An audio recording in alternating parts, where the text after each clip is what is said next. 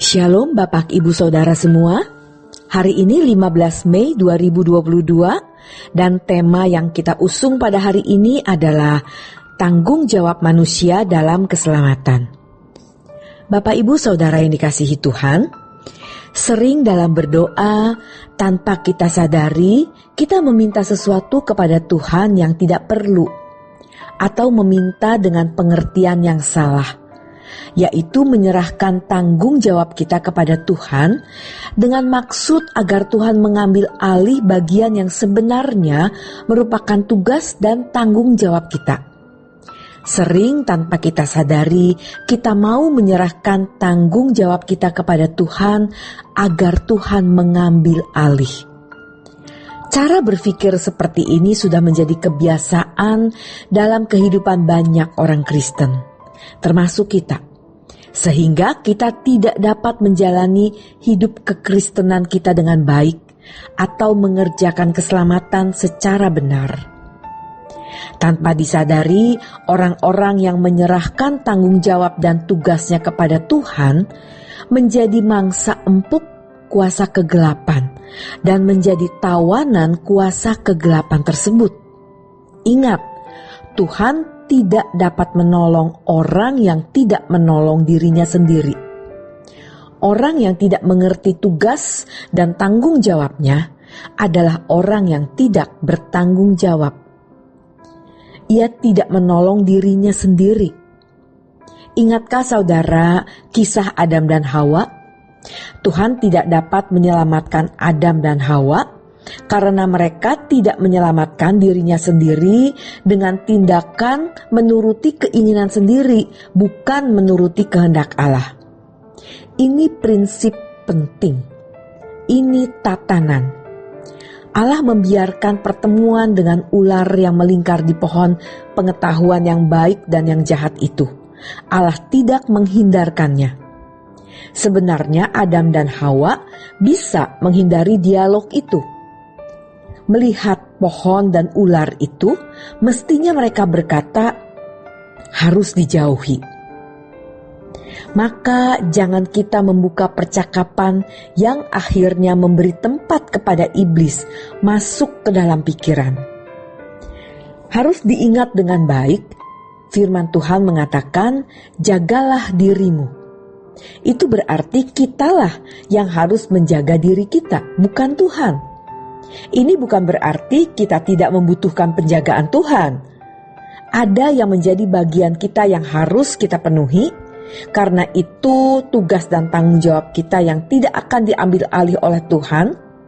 Tetapi ada bagian yang tidak kita mampu tanggulangi sebab kita terbatas dan hanya Tuhan yang dapat melakukannya. Bapak Ibu, jadi ada bagian yang Tuhan tidak akan sentuh karena itu adalah tugas dan tanggung jawab kita. Tetapi ada bagian yang tidak bisa kita lakukan. Itu bagian Tuhan.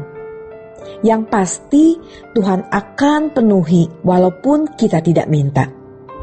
Jadi kalau kita berkata, lindungi aku Tuhan, artinya aku sudah harus melindungi diriku sendiri dan aku bersedia berkolaborasi dengan Tuhan untuk mengerjakan keselamatan ini. Tuhan tidak akan memenuhi bagiannya kalau kita tidak memenuhi bagian kita. Ingat, dalam penaklukan Kanaan oleh bangsa Israel, Tuhan berbicara kepada Yosua agar ia meneguhkan dan menguatkan dirinya. Dengan meneguhkan dan menguatkan dirinya, Yosua yang merupakan satu dari dua mata-mata bersama Kaleb yang mengatakan kita maju, sementara yang lain mengatakan kita mati melawan orang-orang Kanaan yang besar-besar seperti raksasa dan kita seperti belalang-belalang. Mendengar itu maka menangislah bangsa itu. Mendengar ujaran mata-mata yang tidak berkapasitas sebagai orang yang layak ditolong juga disertai Tuhan dan menjadi bangsa yang besar. Tetapi Yosua dan Kaleb berkata, kita maju, kita bisa. Banyak orang tidak berkapasitas menjadi orang-orang yang disertai Tuhan karena dia tidak menyertai dirinya sendiri. Dia tidak membakar gairahnya atau semangatnya. Bapak, Ibu, Saudara sekalian, bukan Tuhan yang menguatkan Yosua, tetapi Yosua harus menguatkan dirinya sendiri. Dan ketika Yosua menguatkan dirinya sendiri, dia bisa angkat senjata dengan gagah perkasa melawan bangsa Kanaan. Selanjutnya yang menjadi bagian Tuhan akan dipenuhi. Allah bekerja dalam segala sesuatu, mendatangkan kebaikan bagi orang yang mengasihi Allah. Siapa yang mengasihi Allah? Orang yang berniat mengasihinya. Allah tidak memberikan api cinta, lalu orang itu bisa mengasihi Allah dengan sendirinya atau secara otomatis. Yang lain tidak diberi api cinta kepada Tuhan, jadi tidak bisa mencintai Tuhan lalu mencintai setan. Salah siapa kalau demikian? Lalu yang api cintanya kepada Tuhan dinyalakan, masuk surga. Yang tidak, yang kepadanya Tuhan tidak menyalakan api cintanya, masuk neraka.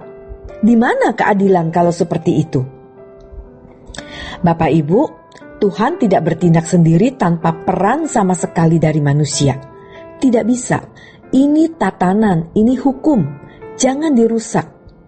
Jadi ada bagian yang harus kita penuhi untuk mewujudkan rencana Allah dalam hidup kita. Rencana Allah dalam hidup kita adalah keselamatan. Hal ini mengisyaratkan bahwa keselamatan dapat terwujud dalam kehidupan seseorang, bukan hanya tindakan Allah sepihak, melainkan juga harus direspons oleh manusia. Penyesatan yang berhasil dilakukan oleh iblis adalah ketika orang percaya merasa bahwa semuanya dikerjakan oleh Allah. Dan doktrin ini kuat sekali menguasai sebagian gereja di dunia, termasuk atau terutama gereja-gereja di Eropa.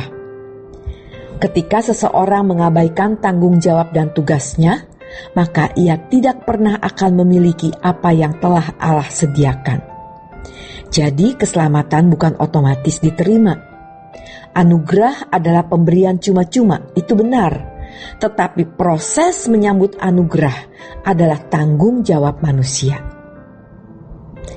Demikian firman Tuhan pada hari ini. Tuhan Yesus memberkati.